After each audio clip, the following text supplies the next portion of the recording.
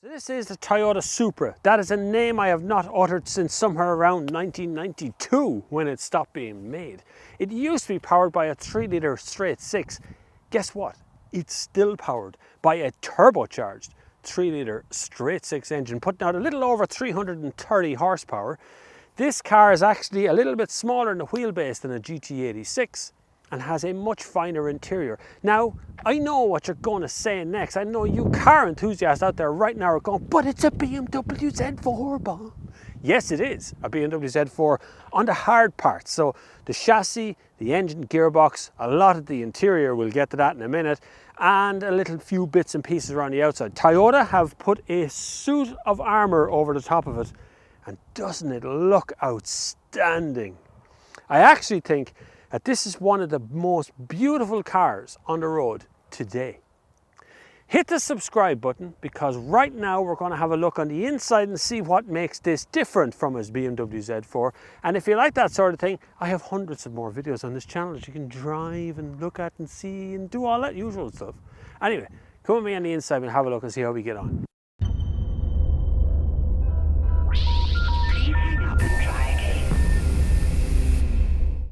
But has Toyota done enough to really make itself different from the Z4? Well, yes, I think they have.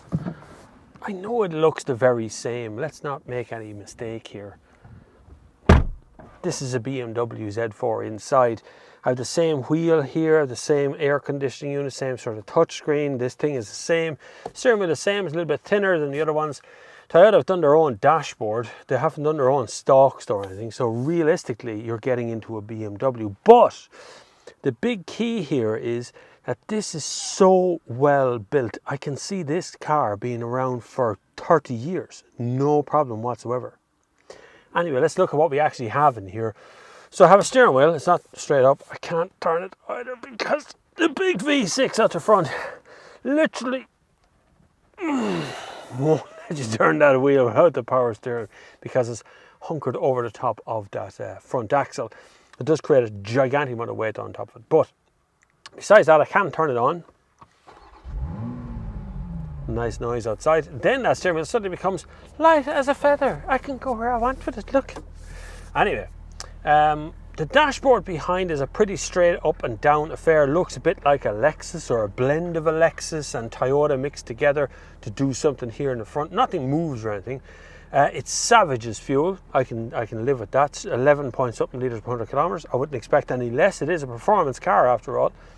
Lots of lads are out training their horses. So if you hear a horse in the background, it's because the whole Curragh has come alive and everyone's training their horse. Infotainment system, I'm going to come back to that in a minute because it's going to require its own little thought. Coming down here, I have all the controls for the infotainment system is up here as well. Then I have automatic, but manual knobs for the air conditioning. Vitally important, vitally important. Heated seats on both sides. Air conditioning is obviously a standard. Underneath here, there is a little area to stick your keys and things, all the usual crap you carry on the car. There is a wireless charging point here. It's kind of like a shelf. You can put a phone under that or things on top of that, which I've done here in my wallet. You can stick it on top of that piece. There's a 12-volt socket on one side, and then you have a USB port on the other side. That's my cable, by the way. And then moving back down here, I have the controls from a Z4, from all BMW, same again. Gear knob is slightly different, slightly. Then you have another button down on the side here for turning off the stop-start system. Then you have a safety system, parking sensors and traction control. Then you have one big button that goes sport, and you press sport and it turns off the stop-start system. That's the end of it.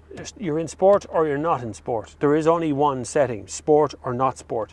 You can configure the individual system, so you can configure individual. So you basically put it into sport by configuration, end of story, right? Of which if you go into individual, if you go into the actual system here, configure individual, and you go into damping is sport, steering sport, engine sport, transmission sport, and la la la la, and it goes, you get a lovely little burble from underneath the car. It's very, very pleasant. Speaking of which, the engine we're going to cover later on in the video, but the engine is a 3-litre straight 6, turbocharged. It is the BMW one, But that's the traditional engine for a Toyota Supra, is a 3-litre straight six. Here's my cup of tea. I don't want to advertise any, but there's a cup of tea, fits nicely into the cup holders here. It also takes a bottle of water, no problem in that. And there is a glove box over here, kind of a half-usable one. It's not a bad looking thing. The stuff that the cabin is made from is actually quite good. There's really high quality stuff in here. I can just feel that this car is solid and will last for years. Make no mistake, I'd be very critical on a car like this if I thought it was going to be a cheap plastic affair like the GT86 or something, which is quite a cheaper plastic, lower grade stuff. But now this is a Supra. By the way, there's a waiting list for this car. I'm sorry to say, I know you really want to get going now, but there's a waiting list. Now, I don't have a back seat to review because there isn't. There is a torsion bar, and that's all that's back there. I can, for some reason, see straight into the boot. I mean, I can see my baggage and luggage and everything back in there in the boot. And yes, there's a torsion bar and the suspension struts and arms and everything are in the way here. There is a small cubby hole in the back, but that's the lot of storage. That's about it, pretty much. We're going to have a quick look at the boot before we go any further, just to cover off all the bases. So let's have a look at that now. So one thing to note about the boot lid is I cannot find a way to open the boot lid without the key, which pops it there now, right? So I can do that, but I can't see an obvious button anywhere. Maybe I'm gone blind. Maybe I'm too old to be reviewing cars these days. Nope, it's not it. Anyway, very curvy opening to the boot, which is okay, but it's actually quite big. It actually contains all of my stuff, my drone, my camera bags, my tripods. Everything else is contained nicely inside and accessible from in the cabin, because you can see all the way into the cabin there. So there is some cargo nets and things in here, and it's actually quite a sizable boot. You'll get a few bits and pieces in there. Certainly get your weekend baggage and your bit of stuff to carry away for a holiday or a bit of a zoom out. It's lovely. Toyota Supra logo is absolutely gorgeous. Toyota. I'd like a poster or something like that on it. It's really nice. It reminds me of the final sort of version 4 of it, but slightly different. Anyway, now it's time to get on with the drive.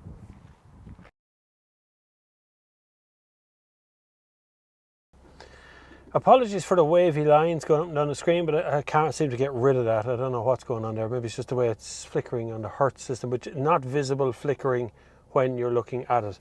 As you can see, this is very much a BMW media system, which means that my phone doesn't want to connect with it for some strange reason. My phone just does not like BMW systems. And not to say that my phone is an unusual phone, it's a iPhone 6S, so that is as bad as it gets. That's what the phone is all about. It seems to be a touchscreen whenever you want it to be. Now, it's kind of a fiddly one because those buttons on the top corner are fairly small, as you can see. I can't even do that. Then Bob's phone is connected right now, as you can see. Then you have navigation in here, which gives you a full navigation screen. I'm not on a road according to BMW, when I am. This is, as I said, a touchscreen, 11.7 litres per 100 kilometres. I haven't gone very far in it yet, but we'll get there. Massive amount of settings for things to go in and out of all sorts of screens. Notifications as well, if you enable it on your phone, you can do that sort of stuff. And there's also a wheel down the bottom to be able to get in and out of all kinds of menus. That's straight from the BMW stable. Not more to be said, really. It's a good system. It works 99% of the time. I don't see Apple CarPlay anywhere in it. I have gone into as many menus as I possibly can to try and find it, and this is where you can adjust which ones you see at the top and front and bottom. And you can go like that, put it up there like that, and then it becomes that menu. See, I've gone into all the menus that I can to try and find Apple CarPlay. I do not see it anywhere. I've tried all in here. I've tried the options menu to go that way, so you've got options this way as well. Split screen. I've tried all these menus in here. I do not see, get out. I do not see a option for Apple CarPlay at all. So driving this is what I want it to be, which is kind of relaxed. I don't want it to be on crazy mode the whole time. I want a car that I can live with every day, and that's essentially what normal mode does for you. It turns everything down into a sort of metered, tempered way of driving on. It means the car feels a little bit more comfy to drive, and this seat has hundreds of settings on it, from lumbar control to how tight it squeezes you. like the way BMW do that. But then, of course, when you want it, when you actually do want that thing and you mash that little button there that says Sport, listen, it changes. It changes into, well, a little bit of lunacy mode.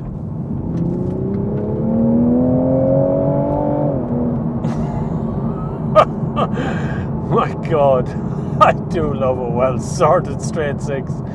They're such good engines. You know, a straight six are fairly, they're unbeatable, they're unkillable. You can be, it's like a V6. They do the same. They're really long-term, hard-wearing engines that last a long time. But they also make this very odd, off-kilter grumble. I don't know if you're a fan of Radiohead, but if you ever root around inside the Radiohead system, ecosystem, you'll suddenly find out that their songs don't always make sense. I don't mean that in a bad way. I mean the rhythm of them, the way it's sung versus the way it's played, doesn't quite make sense. And people have got multiple very long YouTube videos trying to explain it, trying to explain what Radiohead does to a song, because it's divided 5 ways, and there's no dominant factor to the song. And that's what a V6 does in essence, but also what a straight six does. What a straight six does is kind of do it wrong and yet very right on the noise front.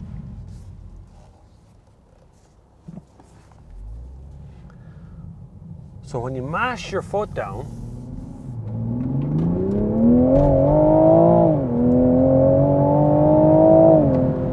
you get a half electronic sound and huge manual boof as it hits you in the back and wants to go forward. That's fantastic. Don't get me wrong. This just makes the whole experience that bit more fun for you, you know, as a driver. But then you press that and you're back into normal mode and it all goes, oh yeah, let's just relax and get home. And that's what you want. This is what these cars are supposed to be. I should be able to just relax and drive home and take it easy. Now I'm on a fairly bumpy road. I'm definitely not uncomfortable here, not in the least. I am being bounced around a little bit because it's a weird road in the car, but it's not too bad. The beauty behind one of these cars is the ability to be able to drive anywhere at any time and do anything you feel like. They are an incredible machine. They cover great big gulps of an area, or you can put in a good old 30 laps there and enjoy yourself as well. Now this will be one of the last few we'll see, so I'm making the most of this. Because this car is, well, in short supply. Worldwide, I'd say there's a bit of a waiting list for it. If you're looking to collect a modern classic that's going to escalate in value over time, this is probably one of those cars. And I won't be far wrong on that one. I'm sure there's some out there that want to debate me on that, but I think I'm pretty right. Now, look, you're not going to compete with the nostalgia factor of the original of the species, or even the last of the Supers out there. I think it was the Mark IV. That was easily able to keep up with some of the Ferraris and Lamborghinis out there. This is not going to be that car, but it's very rare to see a car like this being made by a mass market manufacturer like Toyota, even if they're taking all the bits from BMW. Now, whatever Toyota have done, I can't explain it. I can't quite put my finger on what is after happening in Toyota, but I can absolutely positively tell you this does not feel like a BMW. If I had not been in many BMWs, and I've been in loads of them, but if I had not been in many of them, I wouldn't know the difference between a BMW switchgear and another switchgear. It doesn't matter. It works. The only problem I would have is that the infotainment system in BMW is a bit complicated and fiddly and doesn't want to work some of the times, and that screen is very glary. It's very reflective of the light that's going around inside the cabin. Now the Z4 is a convertible and this is a hardtop, so that's going to be a different feel. This has a very short wheelbase. I have to say, for such a car that feels quite big on the road, it actually has quite a short wheelbase on it. I'm in my hometown. I don't often come to my hometown. There you have it. Now I'm at the traffic light. It's all shut down now. It's all going quiet now, and I love it. I love this car. I love these kind of cars. This is a technological experience that you just can't have and will never have in an electric car. And I'm not talking about sheer numbers. I'm talking about driving through a town and everyone turning around and look at you because of the buzz coming from the back of the car. That's what I'm talking about. That's the trick that's been pulled here. That's the emotional, visceral, playing with your gentleman's vegetables noises that make sense. It gets you in the pit of your stomach.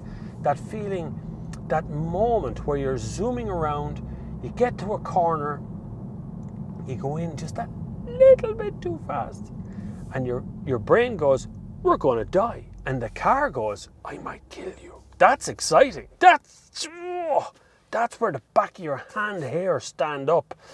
The back of your neck comes alive. A little bit of sweat comes out of nowhere. And all of a sudden you're booting along going, I didn't know this is even possible. It's the experience of a car like this that really matters. It's sheer numbers don't tell any story, really. You can start looking at all kinds of other cars out there and find out that they're faster, they're bigger, they're better equipped, they're pricier, they're cheaper, whatever it is.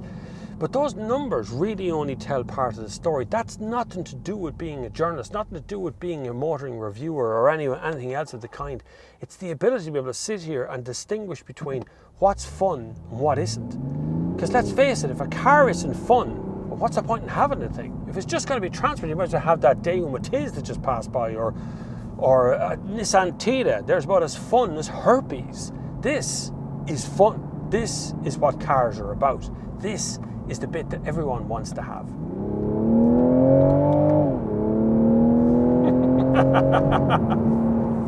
God almighty, what a car. That's incredible noise. It's just so balanced and poised through every little bit of that corner right there. It's just so balanced perfectly.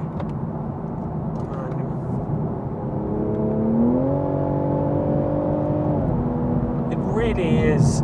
It hunkers down so nicely on the road and keeps you firm-footed, and at the same time you feel well planted that you can just push it on through that corner there, no problem. An incredible machine. Hats off to both Toyota and BMW for making such a machine that will do what I wanted to do whenever I want to do it. So I've driven around for a few hours now and I'm quite happy to report that this is everything I wanted it to be. It feels like a Supra. Yes, you have to kind of go, I don't see BMW, but it feels like a Supra. It feels like an enthusiastic car. It feels like an enthusiast car as well. And believe me guys, they are few and far between these days. Hopefully you've enjoyed this review and you've learned all you need to know about the new Supra. I might even encourage you to go and have a look at the Toyota website and find out more about the little Toyota Supra. There are a number of ways of supporting the channel down below. This is a totally unfunded channel. I'm one of the few independent channels out there, really. So hopefully you'll be able to support me on something. There's some t-shirts and links and PayPal and Patreon. They're all down there. And it's going to be a fantastic run up to this Christmas because I have so many big plans. So make sure you hit the subscribe button. And until the next time, I will see you on the far side.